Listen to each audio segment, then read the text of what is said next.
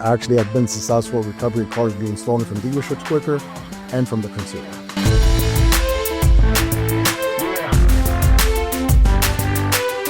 Welcome, everyone, to the Driving Vision podcast brought to you by the Zeigler Auto Group. I'm your host, Sam Dark.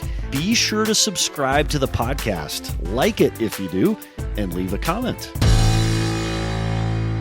Hey, everybody, welcome to the Car Dealership Guy Industry Spotlight. I'm your host, Sam Dark, and today I'm joined by President and CEO Zeigler Auto Group, Aaron Zeigler, Melissa High, will come to you in a moment, Detective Josh Valles, Carrie Ann Thomas, and NASCAR race car driver Carson Hocevar will come to you in a moment to discuss the challenges that are auto theft in America today. Today's episode is brought to you by Lojack. Now let's go into the episode. So, Aaron Zeigler, President and CEO, Zeigler Auto Group.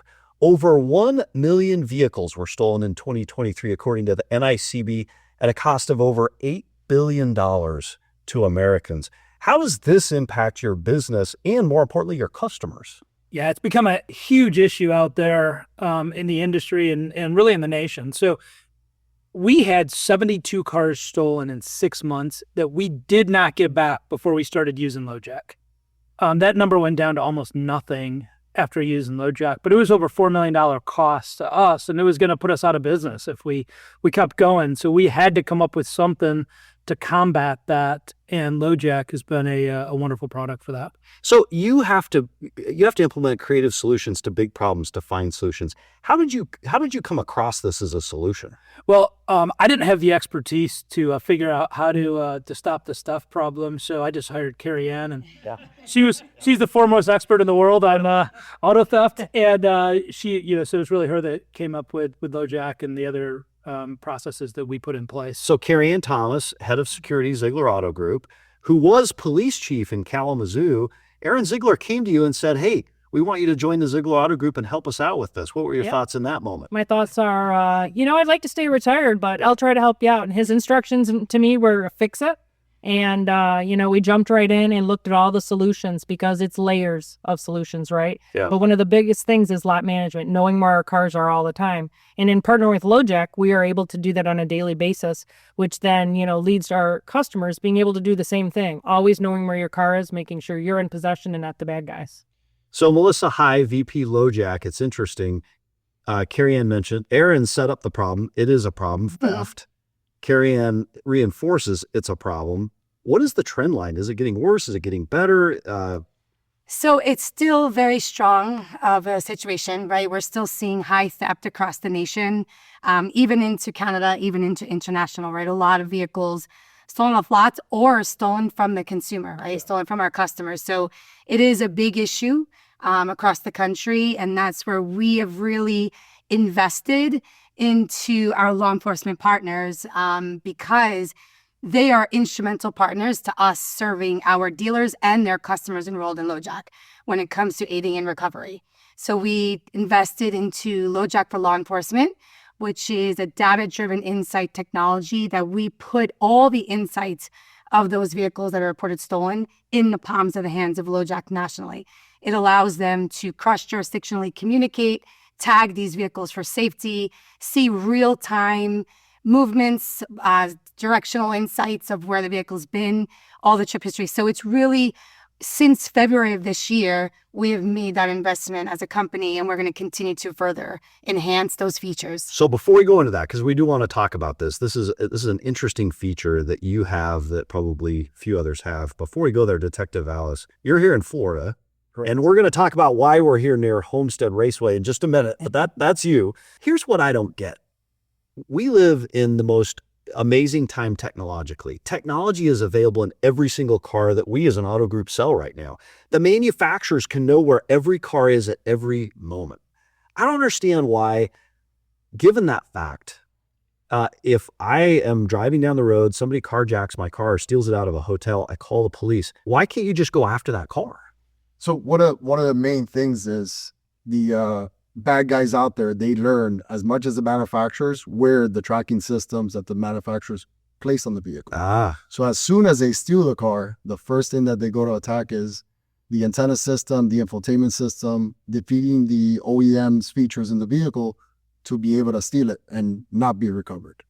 So through one of the organizations that I'm part of, the International Association of Auto Theft Investigators, not only are we a not-for-profit, but we also educate law enforcement on trying to defeat that. So one of our partners, that Lojack, has not only joined us so that we could bridge that gap between law enforcement and the theft, trying to help the consumer, trying to help the dealerships try to recover the cars faster, using another tool that's out there we actually have been successful recovering cars being stolen from dealerships quicker and from the consumer. So bad guy steals the car, they take it off the lot, they rip that stuff out. Let's say they don't rip the stuff out. Do you have an easy pipeline into communicating with manufacturers? So often there is obstacles, trying to call a 1-800 number and trying to get that car recovered quicker. If the car hasn't been entered into, let's say, the NCIC, the National Criminal Information Center, and the car is not actively stolen, there is a gap between that. Other tools out there, like Lojack, automatically we have representatives available. We're able to call them, trying to track that car through now the law enforcement app, and we could physically see the car, try to get them recovered quicker. Carrie-Ann, you've had that problem. You've made phone calls when vehicles have been stolen, and you would think it'd be easy because everybody knows where that car is. Let's say that the device is left in the vehicle. It's not always that easy to get access to. No, and I think, like the detective said, right, you're calling a 1-800 number. Every manufacturer has a different system they have set up. There's no uniformity. So if you have a couple vehicles stolen out of your driveway, right, and they're different manufacturers, the response is going to be totally different. And the more time that elapses, the less chance of recovery. So who came up with this idea at Lojack to create this? If I understand it right, what you said, you've got like a single system, a single database that you're making available to law enforcement, where if I'm law enforcement, I can log in and I can see every vehicle that's stolen currently on Lojack, and I can see it across the country, right? Yes. So knowing that stolen vehicles are becoming a major issue, right? And for our dealers, it's costly too. It's extremely costly. So, and then instilling peace of mind and really being a complement to the connected car technology that the OEMs are installing at the factory, right? So what did we need to do? We needed to develop something that created efficiency and speed. Because as Carrie-Ann and Detective Velez said, the faster that law enforcement has line of sight to the vehicle that's reported stolen and in the NCIC database as a valid stolen vehicle, the faster they get that information, the more probable it is to recover that vehicle. So in looking at what we needed to do to serve as corporate responsibility, social responsibility, to do our due diligence for our dealer partners and then the customers enrolling in Lojack was, okay, how do we take the data that we have and really get it into the palms of the hands of law enforcement as soon as possible and as efficient as possible. Also, In fact, NICB would say if it's reported within 24 hours and there's access to tracking on it, so it hasn't been ripped out, there's communication with whoever has the tracking, the likelihood of recovering that grows to 34%. Aaron, is 34% a good number? No, that's horrible. We're like 98%. Yeah. But when a car is stolen, you have minutes, not hours. Yeah. Right. So 24 hours, it's gone. That car is already overseas. Yeah. And we've actually got some cars that we had tracked that were in shipping containers, so we got them back. Yeah. Because as soon as they go overseas, they're gone. Yeah. So the 24-hour metric is ridiculous. 34% success rate, detective. That's not success. You wouldn't take a 34% bit. No, that'll get 34% any business gets you fired or bankrupt, right? And a 34% odd in NASCAR is not good. Yeah, it's not good. Okay. Win percentage may be okay, but no, and one thing to that point, Sam, is we spent about, and huge thank you to Carrie-Ann, the Zeigler organization, as well as Detective Velez's unit, as well as many other units out there, but they've been instrumental. You all have been instrumental in getting us in front of the law enforcement agencies across the country to tell us what we needed to put in this app, right? We didn't just say, oh, we're going to design this and put it in the hands of law enforcement and then realize, oh, we made this investment and it's not something that's powerful enough to aid them, right? So that's where we spent about a year and a half going around and actually speaking with law enforcement agencies, subject matter experts such as Carrie-Ann, Zeigler, organization, true partners of ours that we can then say, okay, this is what we need to invest in and then scale from here. So since we've launched it in February, it was our soft launch, we have over 5,000 officers and it's growing rapidly by the day. and we're investing the time to say, okay, what else do you need in this app? Because one thing we all know about law enforcement, resources are tight, budgets are tight. So anything we can do to aid them, they're instrumental to the success for all of us. Why aren't there more tools like this? Like, there's nothing crazy proprietary unique about this. It's just that you did it, right? You created this tool. What are the biggest obstacles to this existing elsewhere, Detective? Like, why doesn't this already exist? Like, Well, it's crazy to me. It's definitely a growing trend. Yeah. Things get old, different techniques of how to steal a car get older. Yeah. The same way that they're developing new ideas on how to protect a vehicle from being stolen. Yeah. These guys are out there The trying bad to guys, defeat. yeah. The bad guys are out Yeah. there trying to defeat that. So you have to keep on evolving and trying to develop a better product. Definitely, Lojack is on the right track, and there's other manufacturers need to step up their game on that side to be able to prevent those thefts. So. Yeah. And Sam, I just want to add, like, law enforcement officers, they're crime fighters. They want to go find these stolen cars, right? They want to solve crimes. That's in their DNA. Yeah. And when you give them a tool to do that, they're going to be looking all the time because they have the correct tool, right? And there just hasn't been one easy tool that has allowed them to do that. Yeah, what would you say, Detective, to people out there that see this crime and say, well, you know what, it's a police problem. They just don't really want to go find the bad guys. Well, to express to the consumers out there on the law enforcement side, especially the things I do on a daily basis, networking is big on ourselves, not only for the consumer, but also for the private sector. Expressing to the dealerships what the new trends are, what to look for to prevent those thefts.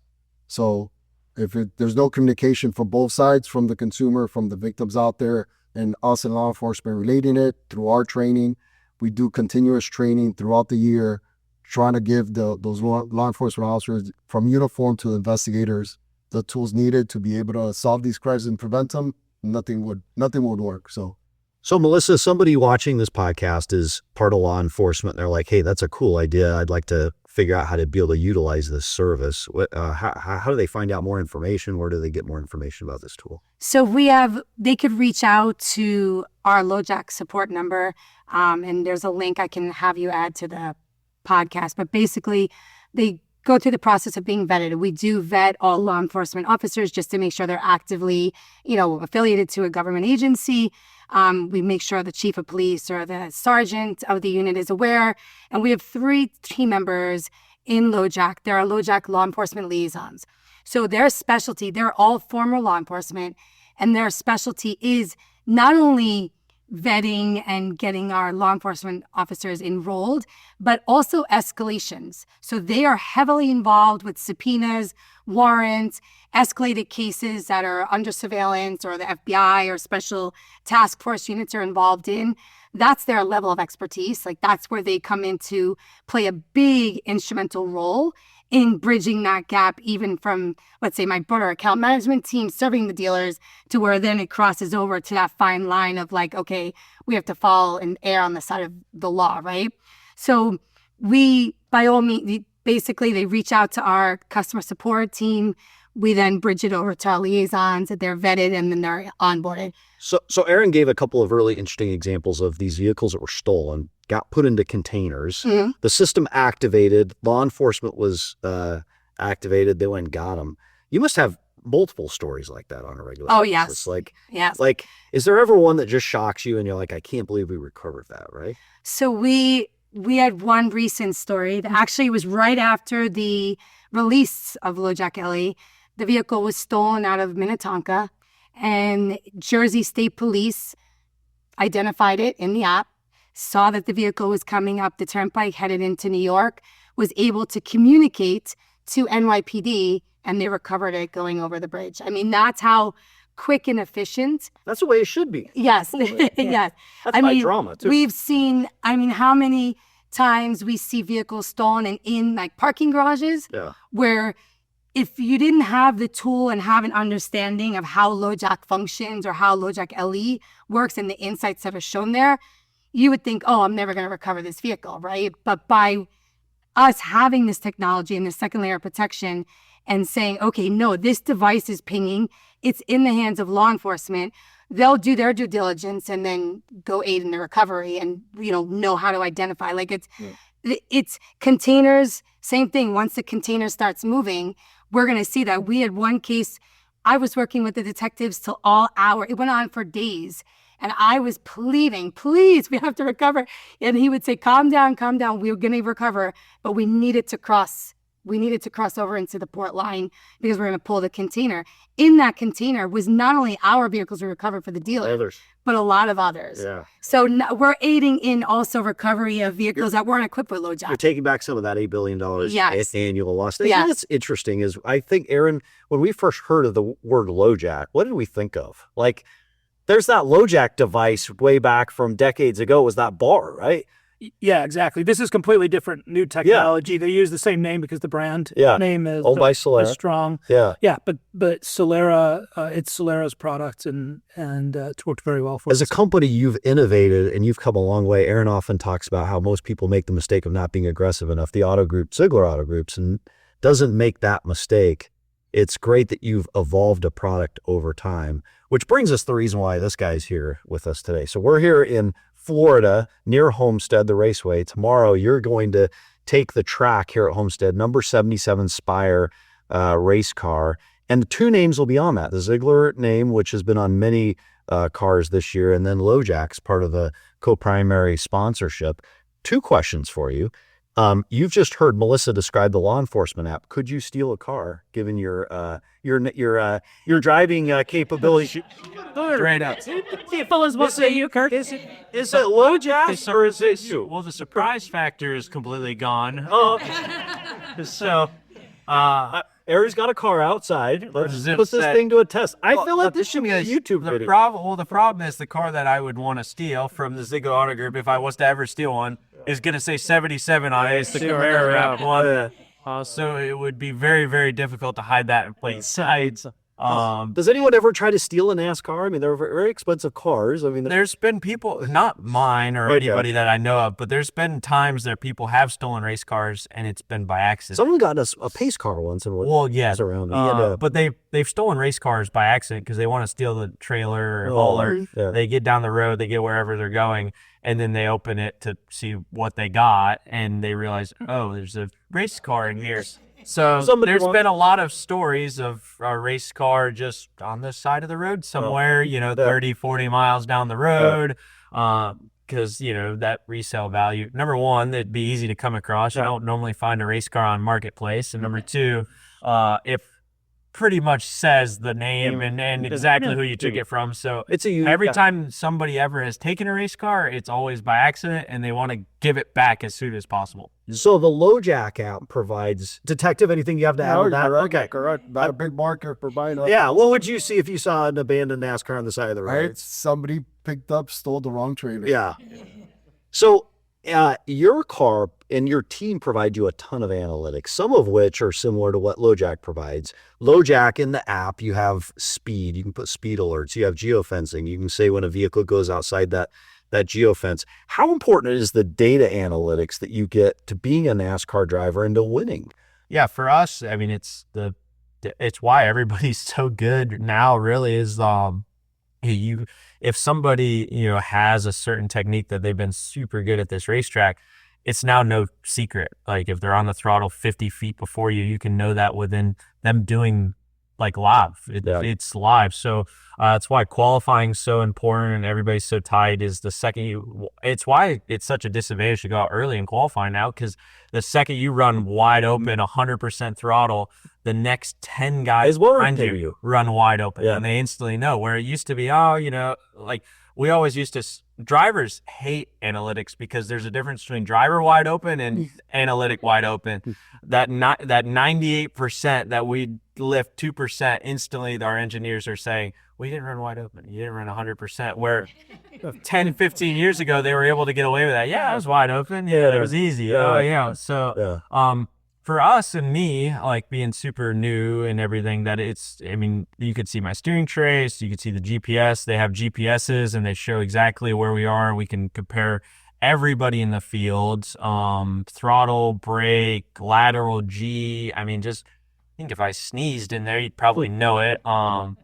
But for us, I mean, it's super crucial and important. And for us as a team growing, it's even more important for us because we can look at the better cars and they can know what adjustments to make. They can develop year to year from, when we come back in the spring, they could compare our car to, the best cars here, but we can actually download their data, go to the simulator, upload their driving characteristics to the sim. Wow. We could, and then when I'm in the simulator, it will show a comparison like I'm on the racetrack, like it would, my lap compared to Kyle Larson's lap or whoever, that it would have the lap to lap. Well, now I'm doing it in the simulator, and now I can see his throttle trace. I can see his Wow. steering. I could see everything. And when I first started driving cup cars in the simulator, I drove a cup car in the sim for a year in advance before ever driving one in real life.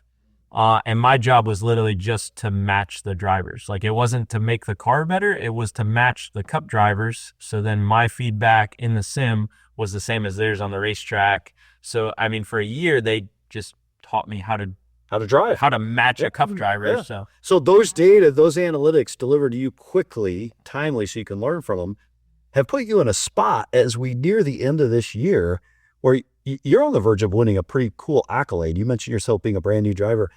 Tell us about Rookie of the Year and how close you are to closing that out. Yeah, so Don't jinx yourself, though. Well, I mean, it'd be really hard. We should probably ask Aaron. Well, for us to lose it right now would be really difficult. Oh, don't say that. Well, we have 99-point lead right now. As long as we get 18 points more than the 4, we lock up the year. But even too, as he would have to basically win both stages and win the race in the next 2. He'd have to win. He'd have to max out, and we'd have to max fail basically. We'd have to have both ends of the spectrum for the next 2 races. But all signs point to being pretty good. But one thing that I just thought of about the data and everything is Jeff Dickerson, our owner at Spire. He laughed, saying if he had a data analytic or anything, he'd probably be a race car driver instead of a owner, because he laughed. He said he saw one dirt sprint car or whatever, and they finally put data on the thing. And 2 or 3 years ago, he's looking at all this data because it was so new, and it's pretty new technology we have. And he just looked. He goes, "That right there is why I did not make it as a race car driver." He's like, I was one look at SMT comparing myself to just realize, man, I was doing that all wrong. Yeah. What's so interesting is you talk about that, and again, the importance of data, analytics, going back to the business, Aaron's business, like having that information is so crucial to being successful in business, to listening to it, to getting it quickly. So Detective, what has it meant to you in your battle as we wrap up here to fight crime, to stop vehicle theft, to have some of these different tools? And is there anything else you need that the public, that the business world could give you in law enforcement that would help you to be even more successful in getting these stolen vehicles back? And by the way, thank you for doing that. It means all the difference to the business world and to the consumer world, the peace of mind. Well, I think the most important thing is networking. Yeah. Just supporting, having the support from the community, having the support from the private sector, and supporting law enforcement itself. I could tell you on our part, we do, like I said, mentioned before, continuous education, our networking ourselves, the group that I'm part of. I have connections. I could call somebody in New York if I needed a copy of a police report, or if I had a vehicle stolen in Miami or in South Florida, and I could have it recovered up there, or if they needed the same thing, they have our contacts on here. So networking, supported each other, having that open dialogue with the consumer, the private sector, and working together. At the end of the day, we're trying to make it safer on the road, on the streets, and also protecting the businesses, trying to help the consumer. So working back and forth. Yeah. Aaron, what does it mean to you to know that you've got police between Carrie Ann and Detective and other law enforcement agencies? Yeah, I was going to say, Detective, thanks for what you do. Carrie Ann, thanks for what you do. And really to all the law enforcement out there nationwide, thanks for keeping us safe. Thanks for protecting our businesses, because if you don't have protection and you don't have law and order, you don't have a country, and you can't have a business. So it's absolutely crucial what these guys do, and they're really the unsung heroes out there. And everybody loves a NASCAR driver, but these are the two heroes down here. So Well, as we wrap up, everybody, again, thank you for being here. We'll put in the show notes, if you want more information on the Lojack law enforcement app, you can get that there, contacts the different agencies. And then as we carry anything you want to leave as we walk out before. I think Josh and I just want to tell Carson, drive it like you stole it. I was going to say, we are now, this will be a podcast first. We're going to give Carson about a quarter-second head start because now after you share the analytics, we know that. But good luck tomorrow. We're all going to be there at the racetrack. We're excited to cheer you on as potentially you get a huge finish and you lock up the Rookie of the Year. We won there last year, so. Which was pretty cool. So, all right, thanks, everybody. A special thanks to all who contributed to this week's podcast. Until next week, how are you driving vision today?